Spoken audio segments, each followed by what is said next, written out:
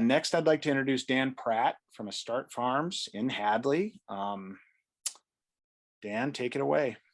Thank you all for having me. Astarte Farm is a certified organic market garden just a few miles, actually a few paces west of the Fort River watershed. It's a market garden that sells primarily to the two River Valley markets in Northampton and East Hampton, several local chefs, and we have about a 35-member CSA. My official title is Farm Graybeard. I used to own the farm. I sold it to a really nice man named Jim Mead from Amherst. He and his daughter, Amelia, have taken over the place, and I continue to act as a consultant, basically show up and tell them what they're doing wrong once or twice a week. The methods we use eliminate all the harmful effects of tillage and allow our really diverse soil microbiology to fully engage with the minerals and organic matter that is already present in our soils.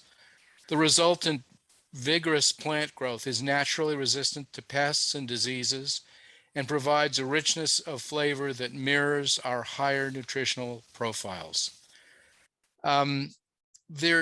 There's some confusion about the term no-till because, like so many things in this world, no-till can mean many things. And just as in the word certified organic can also mean many things, I'd really like to differentiate us from those more general terms. You'll hear no-till used pretty much in the Midwest for someone that goes in and herbicides a field, uses a no-till planter, puts corn in. It's a very chemical intensive method of agriculture that really doesn't have anything to do with what we're doing over on Astarte. There's really no comparison between those monocrop giant acreage systems and what we've got, which is really what I call a market garden. I have to specify that in Hadley because if I called myself a farmer in Hadley, they'd laugh me off Route 9. 3.5 acres, that's where some people turn their tractors around.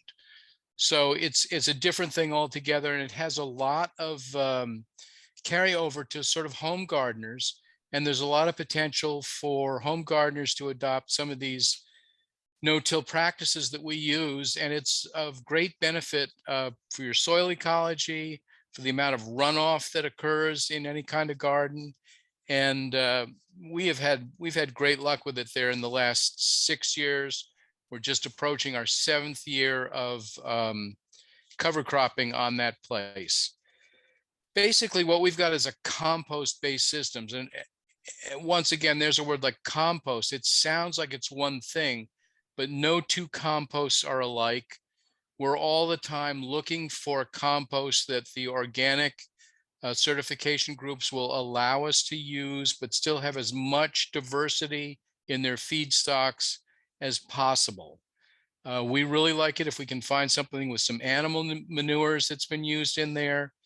But in the current state of things, we've really sort of fallen back onto the lowest common denominator of compost, which is grass clippings and yard waste.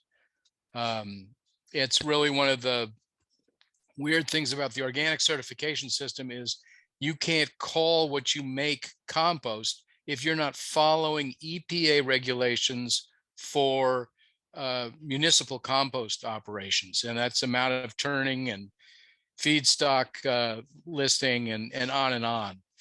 So some of the techniques that we use, we do a lot of grown in place mulch. So we will grow a crop of, say, oats and peas, and then we will either mow that closely to the ground, or if it gets tall enough, we will use a crop roller and we'll actually roll that down so that we have the mulch. Really, it's just grown in place. Another technique that we've had a lot of luck with has been interplanting. That's also known as companion planting. And the idea here is instead of just growing tomatoes, you'll have tomatoes with a row of basil right beside it, and maybe another row on the other shoulder of lettuce. and you've got all of these different root systems working together, again, in the soil that we've worked with, which has become much more fungally active than you would find in a soil that's been tilled. If you watch anybody plowing a field or disking a field in Hadley, you'll see the tremendous churning that occurs. Soil is literally, I mean, they call it breaking the ground, and it does break the ground. It completely disrupts all of the fungal activity in your soils. And it's actually those fungal mycelium that get in there and perform almost magic tricks, mediating the soil and the plants. And it's working with these little tiny plant roots, micro plant roots that you can hardly see, exchanging sugars and carbons. It really just a wonderful, wonderful system. But if you use a rototiller, if you even get in there with a spading fork and just break up all your soil in your home garden, you've actually destroyed those networks, and they are crucial to making soil really grow healthy crops. So in addition to interplanting, we also use quite a few shredded leaves. We have a couple of organic, um, you know, guys that go in and clean up lawns and bring us, basically, it's already been through a lawnmower, so it's shredded, and we like to use those just as a sheet mulch. We use cardboard and wood chips. Because we're certified organic, we can only use cardboard that has black ink on it, no colored inks whatsoever. We spend a lot of time taking plastic tape off of the cardboard, but it does a super job when we have a real bad weed situation to lay down a layer of cardboard, cover it with wood chips, which keeps the cardboard in place. And again, you've got only fungus that's digesting the wood chips. So it's sort of an additional boost to the fungal activities in your soil. Some people are really worried about wood chips because they've heard that it will rob all the nitrogen out of their soil. We do try to age our wood chips for at least 6 months, and we would prefer a year. But the fact of the matter is, if you don't stir those wood chips in, if you leave them on the surface of the soil, all of that robbing of nitrogen is happening right there at the very point of contact. And as soon as it's been robbed, it's very quickly rotted and released right back into the soil. And some of the nicest soil on our farm is where we've had wood chips down now for 2 or 3 years. We also use paper mulches. You can buy paper mulches by the roll. We love it when we're planting the garlic. If we can get some rolls of paper with the correct hole spacing for the garlic, you can lay down a thin layer of compost, roll the paper out on top of it, plant your garlic, cover it again with compost. Does just a wonderful job all through the winter.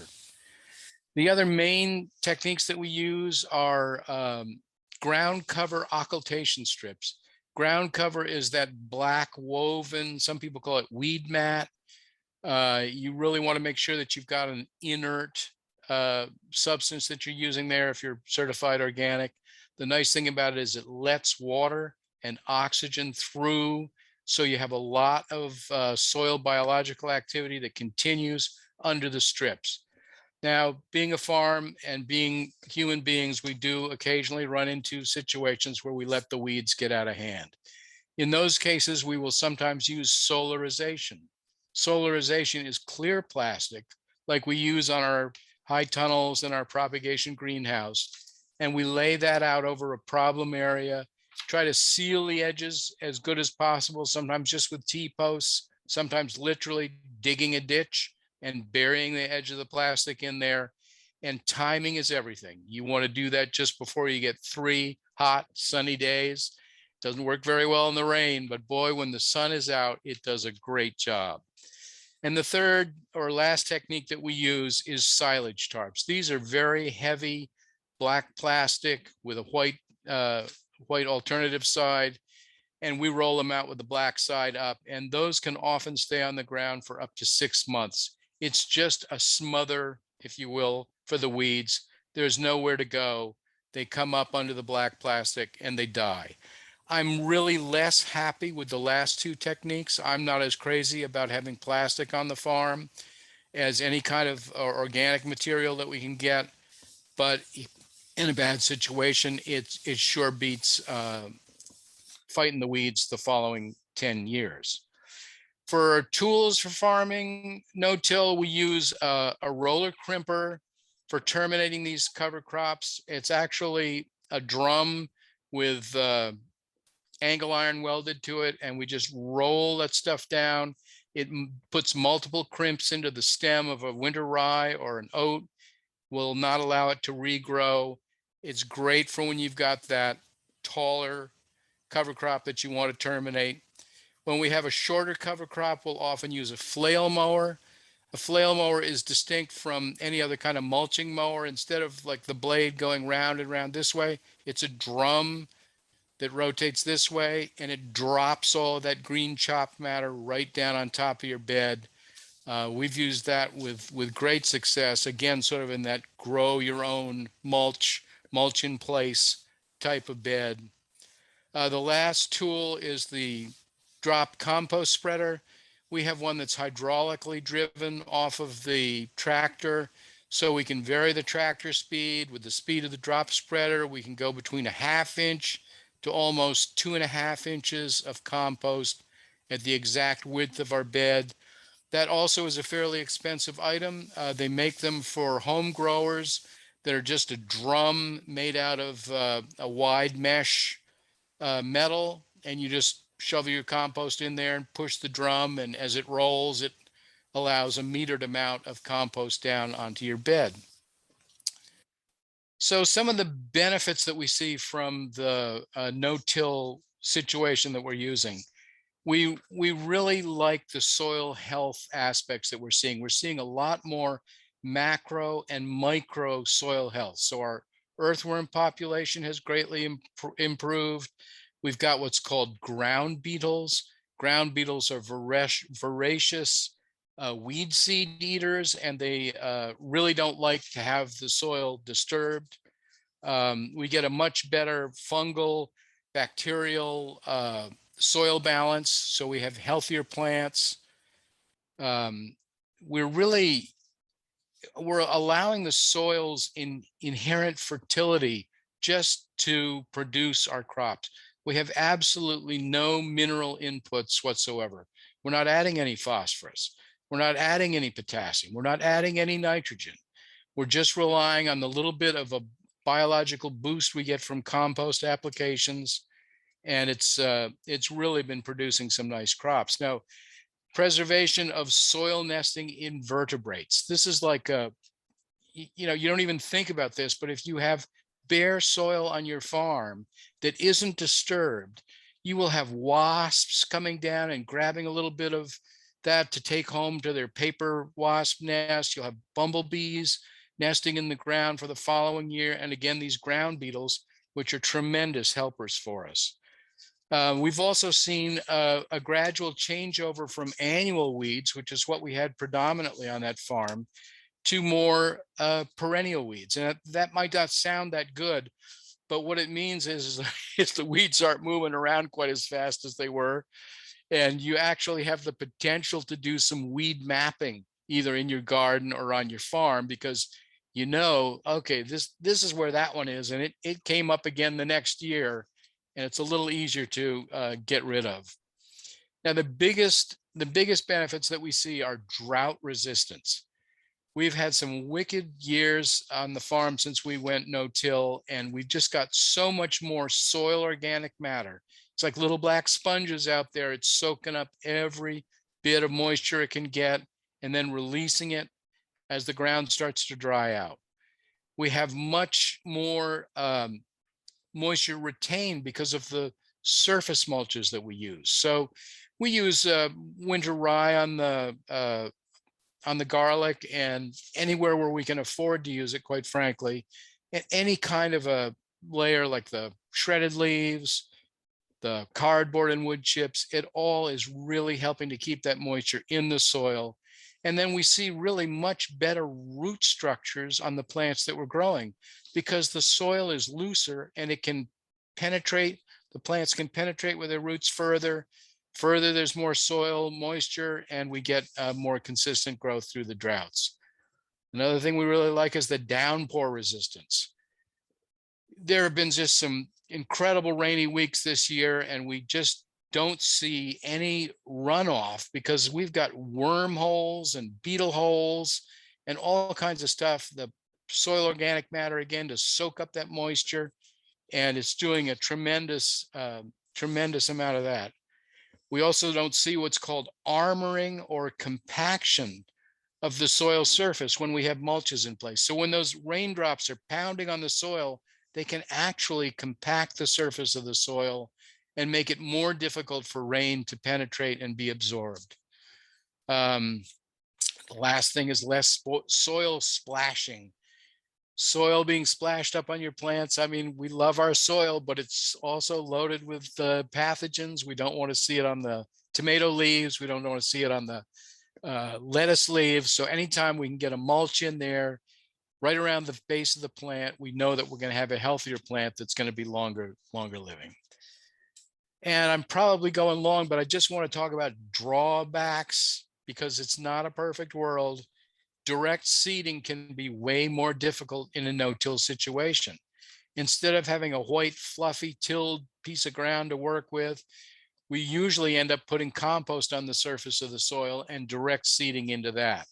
When we can't do that, then we have to fall back on transplants. Transplants are more expensive. They require more labor. We're also using, potting soil and everything else. The real advantage with the transplant, of course, is you get a 2 or 3 week head start on the weeds. And we love that. Hand weeding labor versus mechanical cultivation. There is a lot of cultivation that goes on in this valley. And if you ever see it done on a hot, dry day, you will see the soil blowing away. I hate steel in the field. I would really rather see someone on their hands and knees doing that hand weeding that's necessary to cut down on the competition for your plants.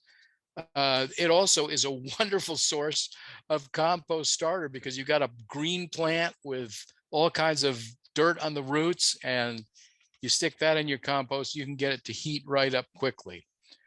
Pathway maintenance can also be a downside because we've had grass paths that requires a lot of mowing. Mowing requires, more carbon input into your machine. We've used cardboard and wood chips. We've used other mulches when available. And it all is more maintenance than if you're just going to go in there and tear up the surface of the soil with a cultivating tractor. So it kind of comes down, in my mind, to would you rather see 2 people with tractors farming 300 acres, which is done all the time? Or would you rather see 30 10-acre farms with each one employing 5 people? I mean, I really think people need to get more in touch with where their food comes from. And if there was a lot more farmers on a lot more small farms, which it's happening in the valley, I'm happy to say. And I think that's reflected in a lot of the local, buy local, grow local things that are going on here. So that's my personal outlook on that. Lastly, just the vibrant soil on this farm, it really translates into improved flavor and also, surprisingly, better keeping conditions. Our stuff lasts better in a refrigerator than a lot of other people's produce. And I really believe it's just because it has so much life the moment it's picked. Carbon sequestration is going to be a major issue as we continue to go through the climate crisis. And I'm really hoping that small farms with no-till techniques can help pull a lot of that nitrogen back into the soil.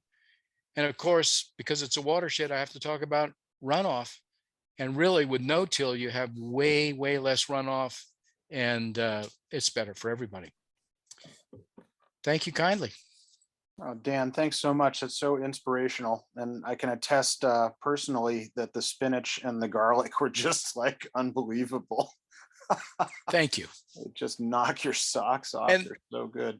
I also apologize because I was going to put together a slideshow, but I wasn't able to be heard. So we didn't go very far with the slideshow. And if anybody wants to come out to the farm, I'm happy to give personal tours and show you what we're doing out there.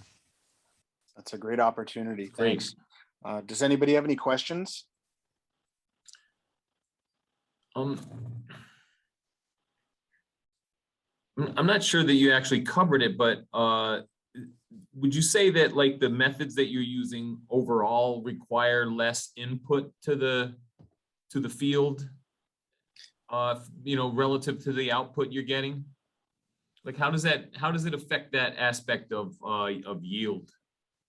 I'm not sure that we've done any qualitative analysis of that, to tell you the truth. The thing I can tell you is we don't use any mineral fertilizers. We don't use any rock powders, none of that. We're really relying on the inherent mineral fertility in our soils and then unlocking it with this increased biological activity.